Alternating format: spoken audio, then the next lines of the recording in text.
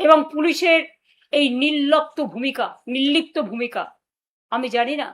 আইনের শাসন যদি আপনারা রক্ষা করতে না পারেন, মনে রাখবেন কিছু ক্ষতি হলে দোষটা কিন্তু আপনাদের ওপর দিয়ে রাজনৈতিক নেতারা ছেড়ে দেবে সবটা আপনাদের ঘাড়ে। তখন কিন্তু আপনাদের এটা ফেস করতে হবে। আমার হাত জোর করে আবেদন থাকবে প্রশাসনের কাছে, প্লিজ এক পক্ষ না হয়ে নিরপেক্ষ থাকুন।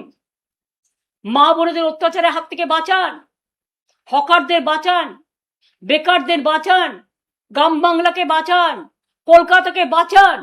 আর অত্যাচার, আর অনাচার, আর ব্যভিচার আমরা গত 2 মাস ধরে লক্ষ্য করছি।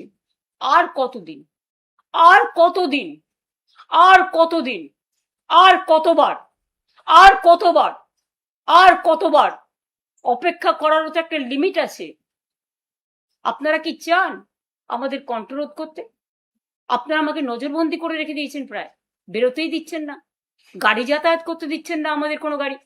অন্যদের অ্যালাউ করছেন বিজেপিকে উইদাউট পারমিশন।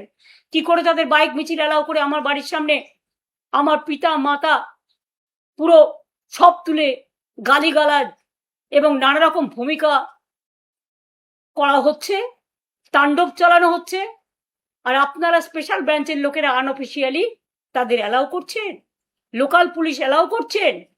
আমার অনুরোধ থাকবে, প্লিজ এগুলো করবেন না। এতে ফল কিন্তু বিপরীত হচ্ছে, মানুষ কিন্তু প্রতিবাদ করবে।